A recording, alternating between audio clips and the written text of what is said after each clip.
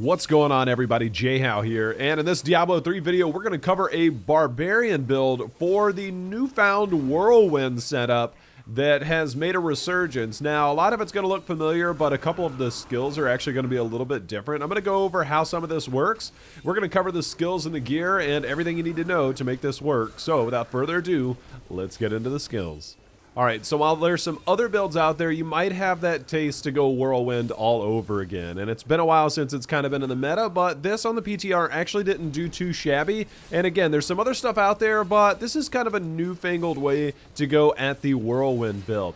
Now, I've got my bindings set up a little bit different. You might opt to go in a different direction, but for me, we're going to be talking about Battle Rage with Bloodshed. This is just going to help out a lot just to be able to get that extra area damage. Your goal is to have as many things grouped up at once. This is going to increase your crit hit chance, so entering into this gives you that bonus damage all around. Just a really good skill to use. Now, Whirlwind with Blood Funnel. Now, at high greater rifts, you're going to be taking damage, and there's really nothing you can do to avoid it. So to be able to restore some of your health off of your critical hits, and if you go back to Battle Rage, you instantly see the synergy there, then Whirlwind is going to help you to, one, do damage, and two, also to be able to get some of that health back. It's also physical, which fits into a lot of what you're going to do. We'll talk about the gear and how it also synergizes well, because you're actually going to be getting another rune, but let's move forward. Next up, Ancient Spear with Rage Flip. Now, I'll talk a little bit about this now because the weapons you're going to be using are the Bull Kathos weapons, which means you're actually moving faster. In the past, you would use the IK weapon and you'd move very, very slowly, or back in the day, there was just speed runs. But with this, you move so fast that it's almost good to bring things along with you. And this allows you to not have to double back. Sometimes doubling back is necessary, but it's also super dangerous. So to be able to bring stuff along with you and to be able to pull it, this is actually a huge bonus to be able to get to those late game rifts. Next up, Ignore Pain, Ignorance is Bliss. Now, I talked about using the Bull Kathos weapons, and to be able to spend Fury faster means you can get life faster. This used to be Iron Hide, and for what it's worth, it might still be there, but you're going to have this basically on 100% cooldown, so being able to get some life back due to your fast attacks, this is a good way to be able to survive in those rifts. Wrath of the Berserker, Insanity. Now, we just know that this is great all around. You get crit chance, attack speed, dodge chance, movement speed, and increased damage. Again, you're going to be moving faster, which goes back to the Ancient Spear with Rage Flip, plus Wrath of the Berserker, 2 OP for most builds.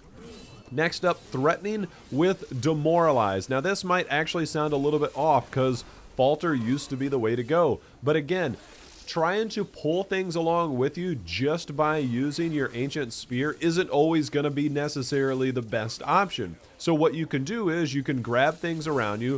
Threatening Shout is going to be on a very short cooldown, and you taunt them to be able to come at you. Those ranged minions are things that aren't going to follow you necessarily. You taunt them and they will follow you.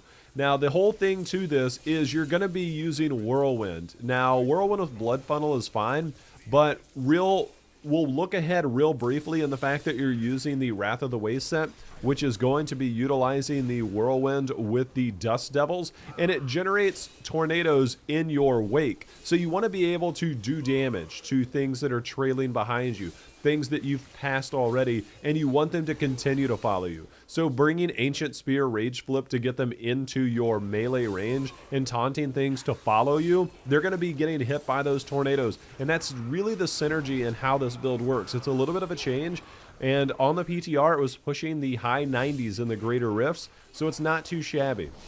Now, for your passives, Weapon Master, 2 Fury per hit. This is going to allow you to generate that Fury and stay at max Fury, especially because you're using the Bull Kathos weapons, so this is a good thing to have. Ruthless, you deal 40% additional damage to enemies below 30% health. Late in greater rifts, especially high greater rifts where health pools are much larger and you're on the greater rift boss, Ruthless comes really in hand at that point, but for the most part, if you're doing lower greater rifts, this might not get as much value, so you can go somewhere else.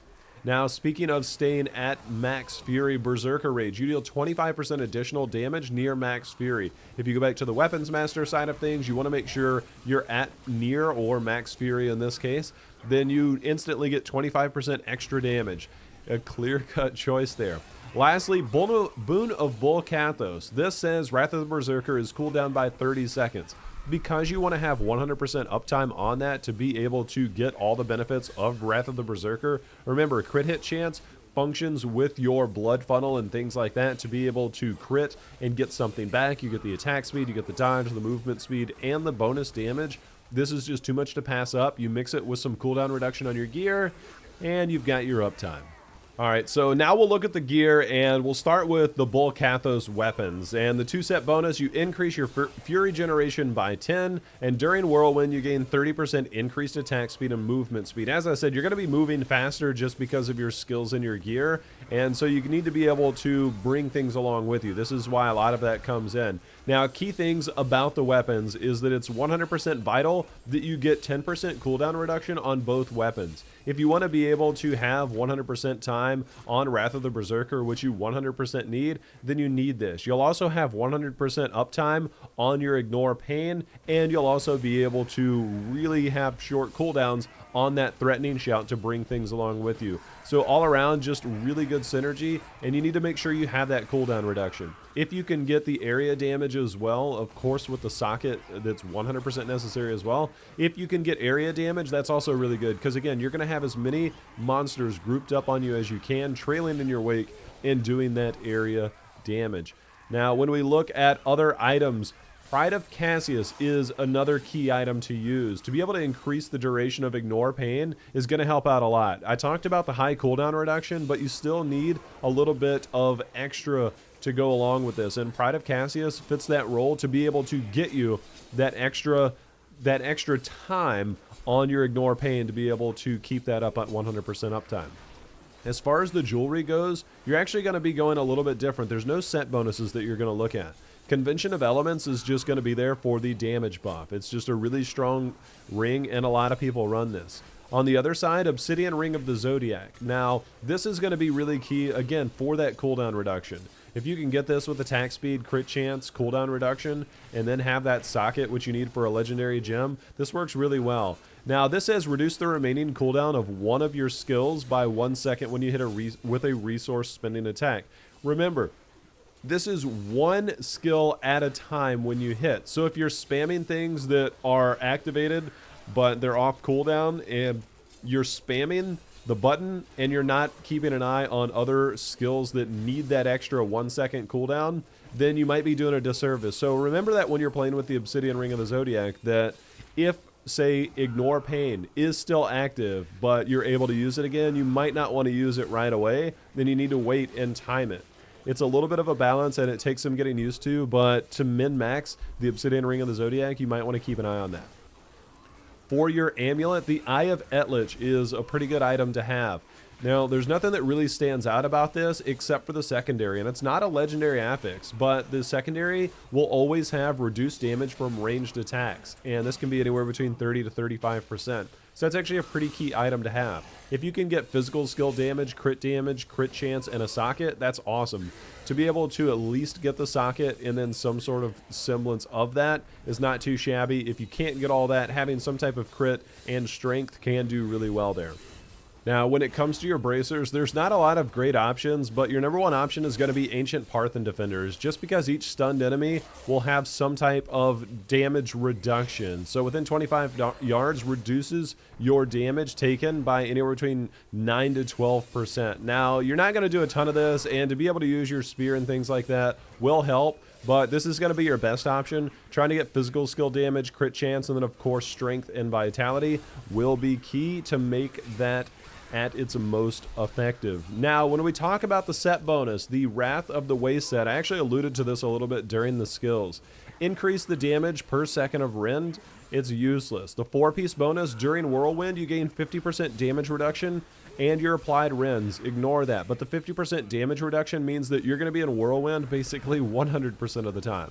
The 6-piece bonus, I talked about this already. Whirlwind gains the effect of the Dust Devil runes, and all Whirlwind damage is increased by 800%. This is why you're running this. To be able to get that 6-piece bonus, to get the Dust Devil runes, again, to make this work. You're going to be moving super fast, and a lot of your damage is going to be coming from the Dust Devils that are going to be trailing in your wake. the Dust Devils will move in the general direction that you're going. So having things follow within those to be able to get hit multiple times by those tornadoes is why this build will work. Again, to be able to use the Ancient Spear and to be able to use the Taunt to be able to have things follow you is key to make this work. Without those, you're going to be finding that you're going to be leaving a lot of things in the dust, figuratively. And when you are leaving things behind, it forces you to double back. And when you have to double back as a Whirlwind Barbarian, it's much more dangerous and you're much more likely to die and take damage. So keep that in mind when you are playing with the Whirlwind Barbarian and trying to make this work. When it comes to your cube in the weapon slot, you're going to go with the Furnace. This is just a base increase in damage against elites. Now, a lot of times when you're playing a Whirlwind Barbarian, it's really difficult to get the yellow elites to follow you. You can still use your Ancient Spear and drag them along, and that actually does work pretty well, but you have to time it well, and you have to have a good angle. The Taunt also works on them, so that helps. The blues are a little bit easier to kill, but you don't want to waste too much time on the yellow elites in spite of the fact of you having that bonus damage. Now, when it comes to the armor slot, there's actually two options you can go here. The number one option is going to be the Hexing Pants of Mr. Yan. To be able to get the extra damage increased by 25% while moving, it means that you're already going to be whirlwinding, so you get that bonus 25% damage no matter what. Now, if you're having trouble staying alive, and I'm not sure if this is necessarily the option, String of Ears can be a backup. Reduce damage from melee attacks by 30%. That actually does go a long way considering you're going to have a lot of stuff within that melee range with this playstyle. I would say give it a chance to be able to make sure and use the Ancient Spear and the Taunt well enough to be able to have things follow you before you opt to go into a more defensive route. It's a little bit of a balance, but it can work. For the jewelry slot, the Skull Grasp. Increase the damage of Whirlwind by 300%. An obvious choice for the jewelry slot. If you have some type of weird balance or a really OP Skull Grasp, you can swap the convention here. But if you don't have that, getting that pure 300% damage from the Skull Grasp, a great choice for the jewelry slot. For the legendary gems, the Taeguk is a good start. To be able to increase your damage because you're going to be whirlwinding all the time means that you're going to increase that damage pretty significantly. But the other part is you gain 2% increased armor for every stack. Now, Barbarian doesn't necessarily need more armor, but it definitely doesn't hurt when you talk about this gem being really good for the set overall. Bane of the Trapped, again, this is just a clear-cut choice for most melee heroes because the fact that you get that bonus damage from things that have movement impairments against them, and the aura around you automatically contributes to that once you have it at level 25, so just a huge damage buff there. At the end, Bane of the Stricken. Each attack you make against an enemy increases the damage it takes from your attacks, and you also increase the damage against bosses and Rift Guardians. Now, Whirlwind isn't always going to be the easiest against Rift bosses, but this definitely helps, and when you can bump that damage up and you know that you're hitting something multiple times, that's really good. Again, I've already talked about using the Spear and using the Taunt to make sure things are on top of you, so the synergy all around is really, really good.